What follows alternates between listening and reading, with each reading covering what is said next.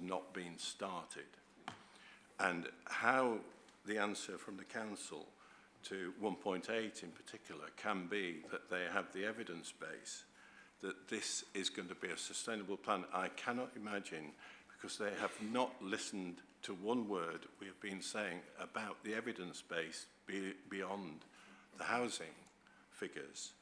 And I don't see how this plan could have been properly tested. And we have been calling for this, as I say, for at least 2.5 years. And to date, unless I'm wrong, this work has certainly not been finished. I'm not aware of it being started.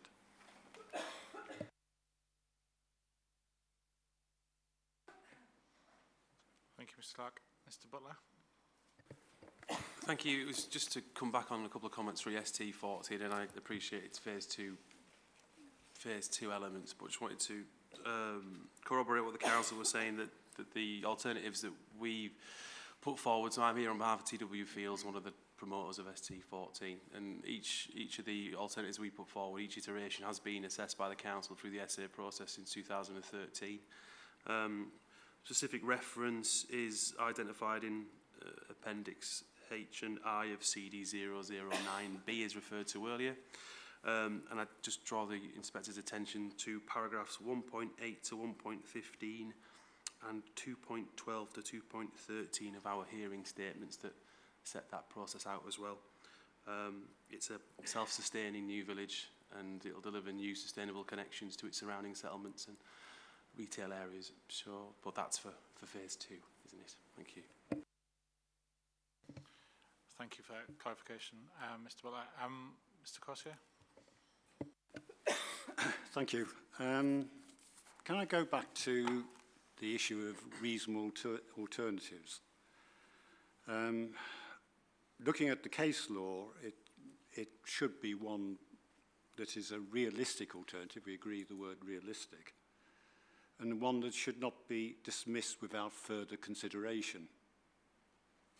Of course, that's not the same thing as not one that the policymaker doesn't necessarily like, which seems to be the case here.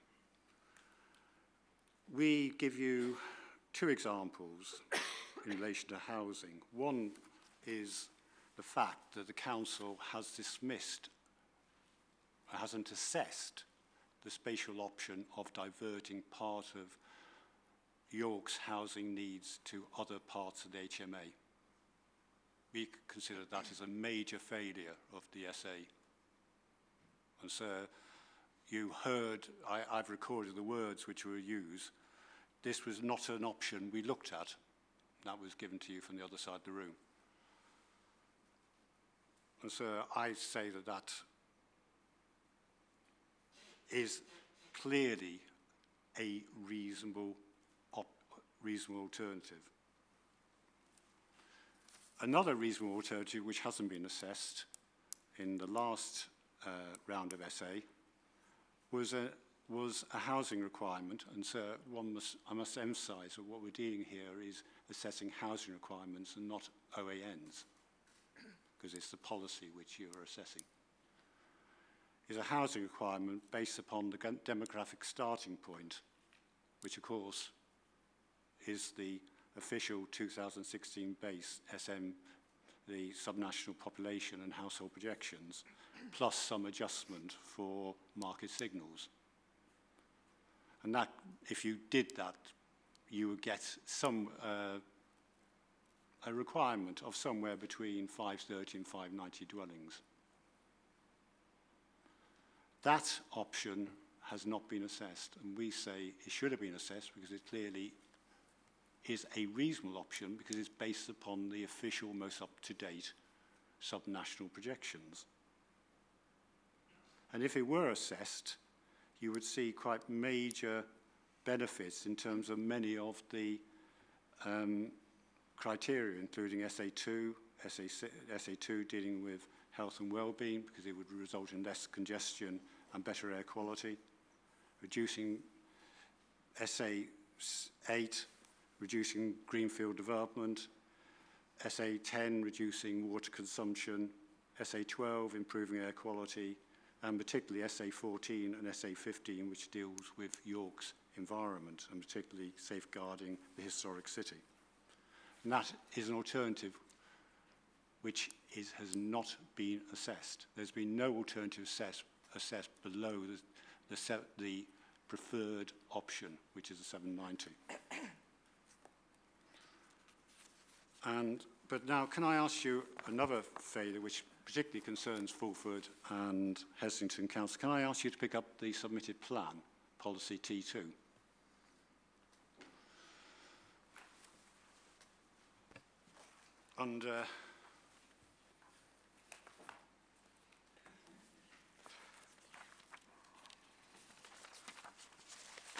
You'll see in that a number of proposals.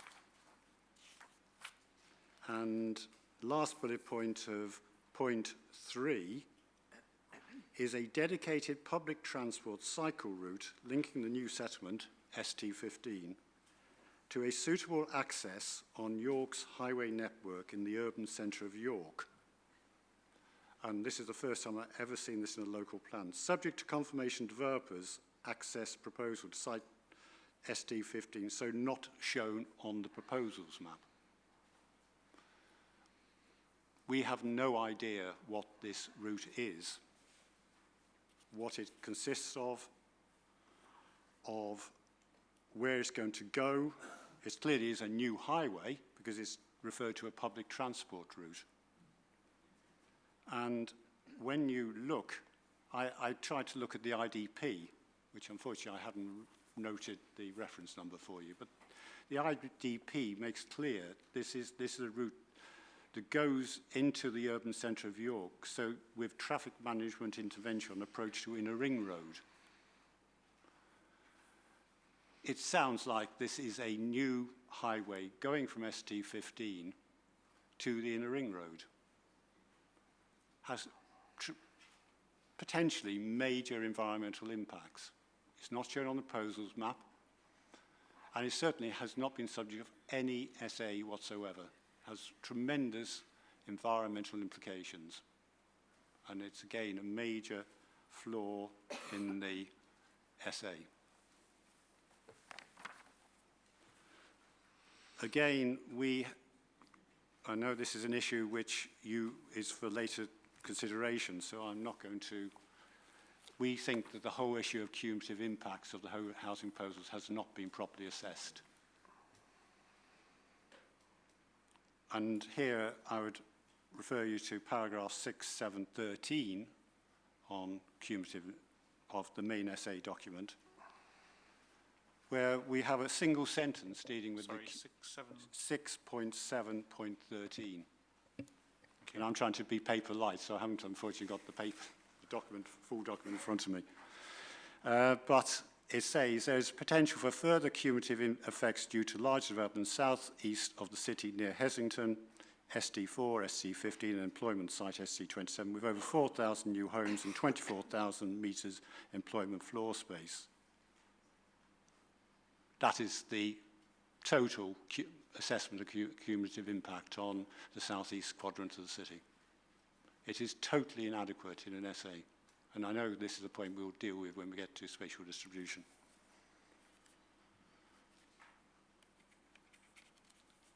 And lastly, can I say that many of the judgments made by the SA, of course, are based upon the information, the evidence base of the council, which we'll again look at in a lot more detail.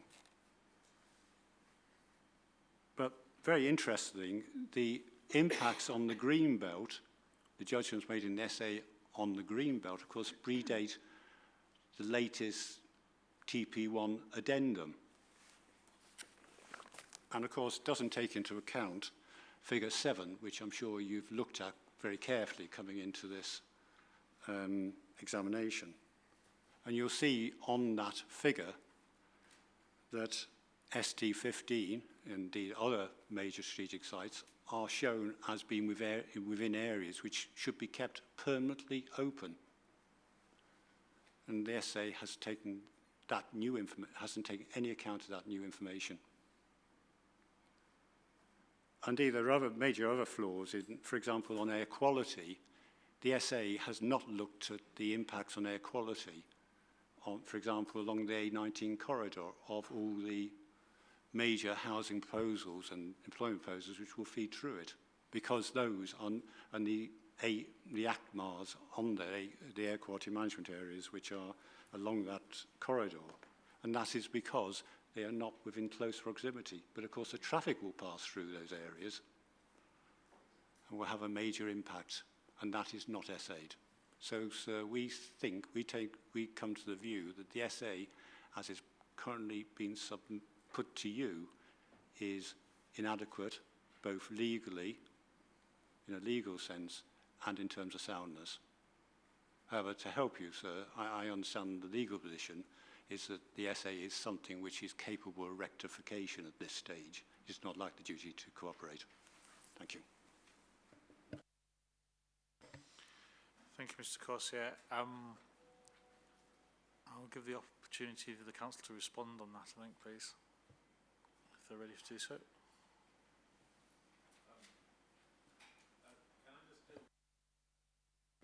Use your microphone, sorry. I apologise. Can I just deal with the point about T2 and ST15? That links in with the policy SS13, which has provisions in for cycle pedestrian routes and access with the potential for a secondary access as well. And you need to read the T2 policy along with the explanatory text to SS14, in particular at 366. Some of this is dependent on more detailed work at an application stage, of course, and there's nothing particularly difficult, I think, about T2.3 second bullet. It's confirmation of the access proposals in due course.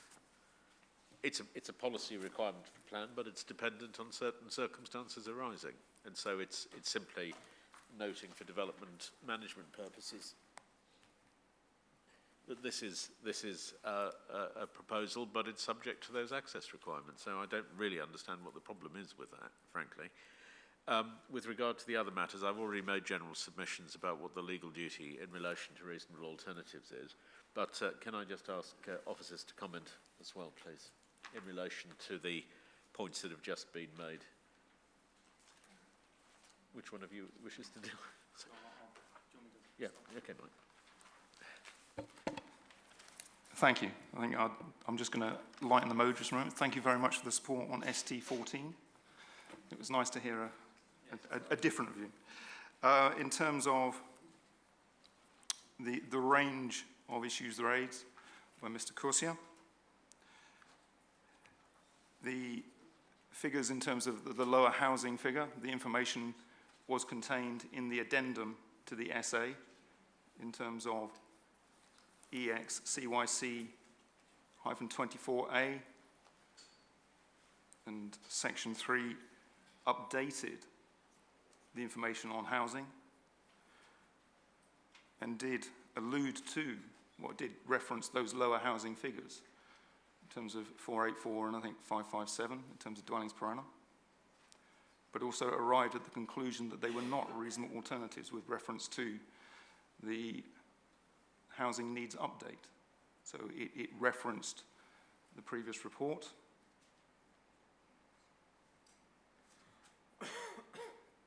I would also context it in the sense that the work which is summarised in section 2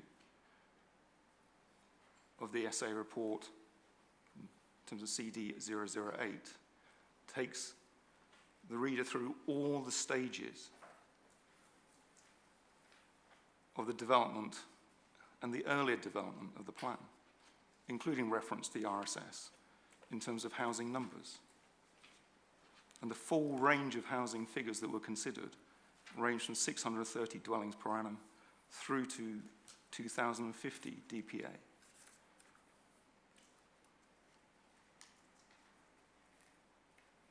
And within that context, seeking substantially lower figures at least is quite striking and quite odd. in terms of a conclusion of whether they're reasonable or not. I'll leave my colleagues at the authority to deal with, I think, the travel policy. In terms of cumulative effects, section 6.7 of the SA report presents the cumulative effects, not merely the paragraph that was cited. So that deals with the cumulative effects of the plan as a whole, as well as descriptions in terms of where across York, in terms of the consequence of multiple sites being developed, where there could be effect.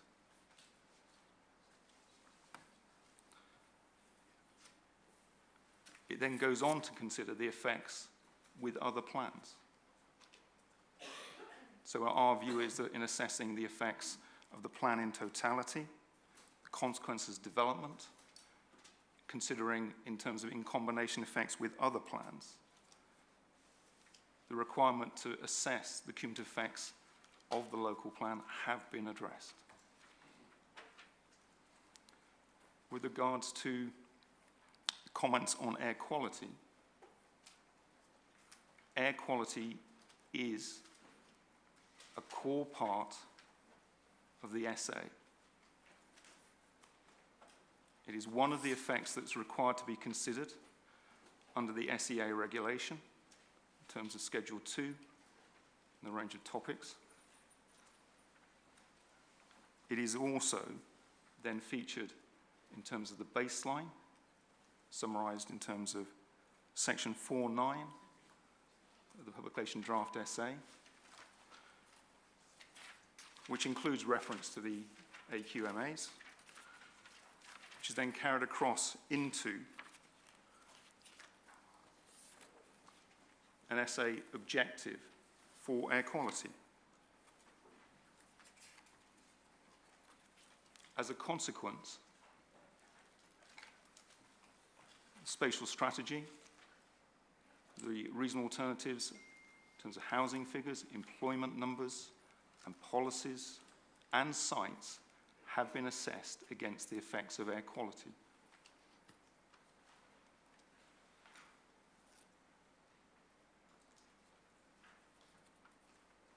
So I don't agree that air quality has not been assessed in this regard.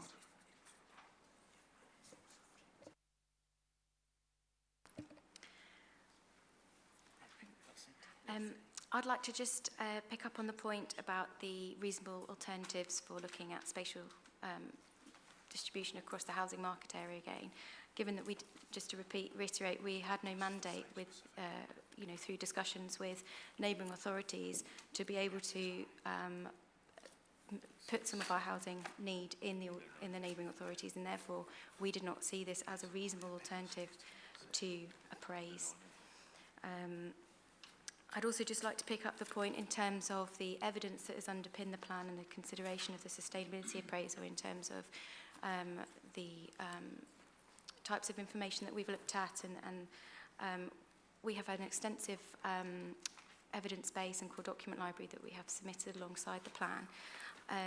At the beginning of the plan, in the background section, section 1, we actually set out which documents we have used and to give a background to the plan and a context to the plan, and that includes the York Economic Strategy. And in relation directly to the sustainability appraisal, we do set out a summary of the review and the plans in section 3, which includes a long list of all the national, regional and local information that we've considered, and then that's set out in more detail in section 4 with detail pertaining to the different themes that we have considered. A couple of final references from me.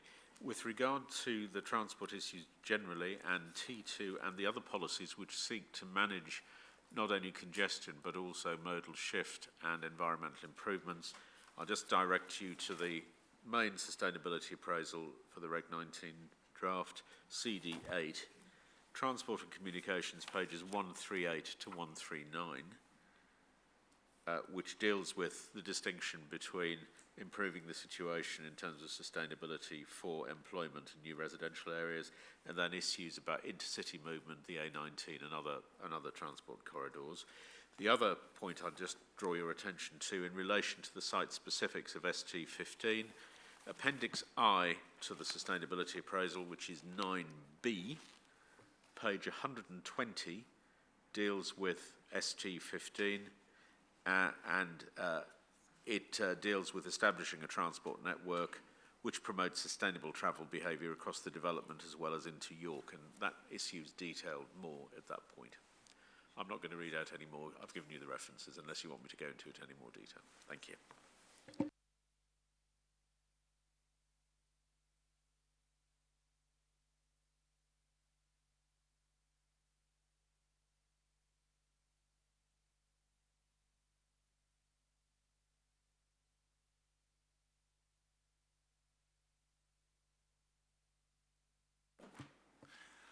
Okay, we're a bit conscious of time there now, and we think it's probably a good point to have a break for lunch there. And what we're proposing is to adjourn until 2:10, just under an hour, to do that. And then we should pick up anything that's remaining under the sustainability appraisal, and then look at the remaining questions for climate change. And then we'll look at the habitat regulations assessment following that. I think Mr. Bewley was just concerned that he wasn't going to be got to, but I think he will be on that Yes, basis. I was just going to check. So, because I had slightly understood you were going to be dealing with the housing issues after lunch, but you're going to continue this session effectively, is that right? Yes, it is. I don't think we've got too much more to do on that, I think, but No. we will deal with the housing market after lunch, yes, but But we're going to finish this first, effectively. That's well, yes, I think. well, or at least that's the working plan. That's fine. Thank you. Thank you, sir. Mr. Wright, you have something to say? Yes, sir. You missed out question 1.9 when you gave your resume of what might happen after lunch, and it's only 1.9 that I really want to speak to today. Apologies for that. Sorry, I think my elbow is in the wrong place. I'm sorry about that. So if we could just have a break for lunch now, then we'll reconvene at 2:10. Thank you.